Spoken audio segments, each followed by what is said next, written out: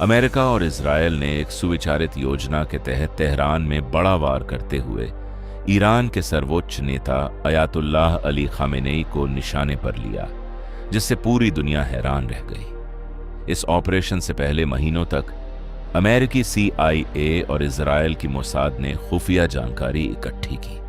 कई दिनों तक इलाके की रेकी की गई, जिनेवा में गुप्त वार्ताएं चलीं, डेडलाइनें दी गईं और फिर अचानक हमला कर दिया गया। ये पूरी कार्रवाई सिर्फ 60 सेकंड में अंजाम दी गई।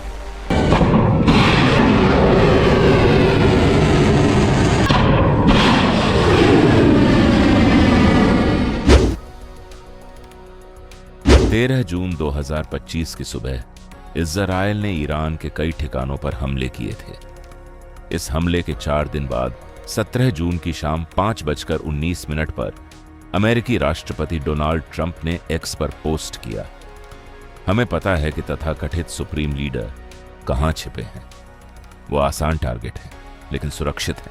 अभी हम उन्हें बाहर नहीं निकालना चाहते। असल में जून में चली 12 दिन की जंग के दौरान इजरायल को एक बार मौका मिला था कि वो खामेनेई को मार दे, लेकिन ट्रंप ने खुद ऐसा करने से रोक दिया। सलाहकारों ने उन्हें चेताया था कि खामेनेई की मौत का असर पूरे मध्य पूर्व पर भयानक होगा। जंग तो खत्म हो गई, पर इजरायल पीछे नहीं हटा। डिप्लोमेटिक रास्तों से अमेरिका और ईरान की बातचीत जारी थी। अमेरिका चाहता था कि ईरान अपना न्यूक्लियर प्रोग्राम, खासकर लंबी दूरी की बैलिस्टिक मिसाइलें, बंद करे, लेकिन बात आगे नहीं बढ़ रही थी। फरवरी 2026 के दूसरे हफ्ते में ट्रंप ने ईरान को अल्टीमेटम दिया, 10 से 15 दिन में न्यूक्लियर प्रोग्राम रोकें या समझौता करें, वरना अंजाम बुरा होगा। इसी बीच जिनेवा में बैकडोर वार्ता हुई, जिसमें अमेरिका की तरफ से स्टीव विटकॉफ और जेरेड कुशनर शामिल थे। मध्यस्थता ओमान के विदेश मंत्री बद्र अल बुसैदी कर रहे थे। 27 फरवरी की सुबह की बातचीत बेनतीजा रही। शाम में दोबारा मिलने का समय तय हुआ।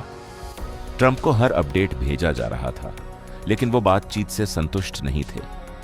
वो ईरान से साफ साफ सुनना चाहते थे कि वे कभी न्यूक्लियर हथियार नहीं बनाएंगे, लेकिन ऐसा नहीं हुआ। 16 घंटे बाद विटकॉफ और कुशनर अमेरिका लौट आए।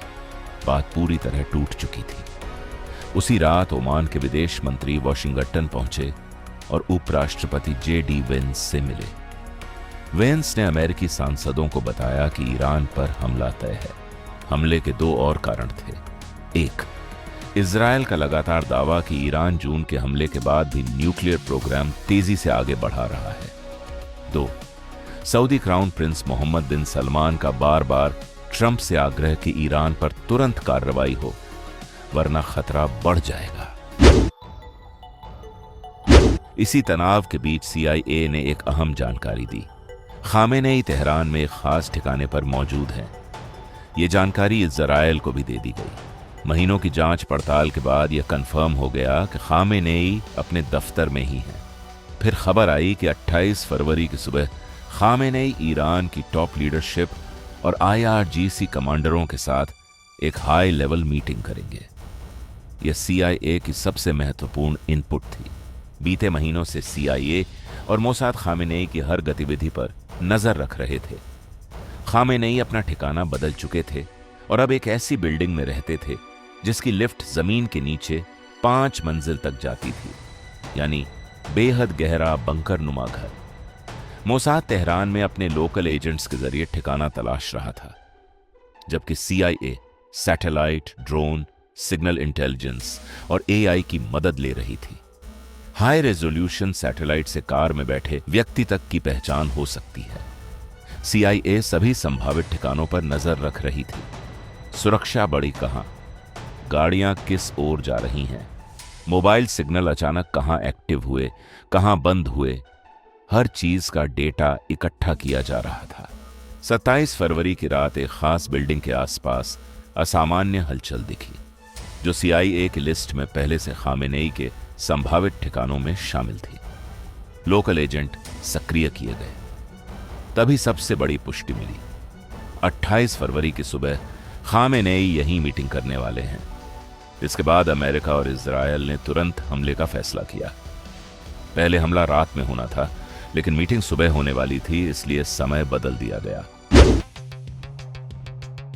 28 फरवरी 2026 सुबह 6 बजे इजरायल से फाइटर जेट उड़ान भरते हैं, लंबी दूरी तक मार करने वाले हथियारों के साथ।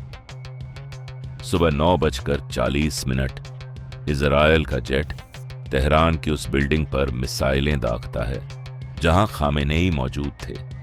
पास की दूसरी बिल्डिंग में IRGC के टॉप अधिकारी थे।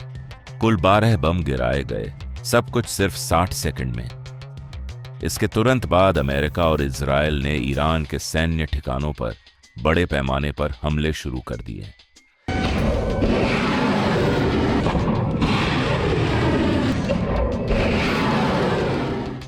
दुनिया को तब पता चला कि अमेरिका इजरायल ने ईरान पर हमला कर दिया है, लेकिन कई घंटों तक किसी को पता नहीं था कि खामेनेई की मौत हो चुकी है। ट्रंप और इजरायल पहले पुख्ता सबूत चाहते थे। बिल्डिंग से खामेनेई के शव की तस्वीर ली गई।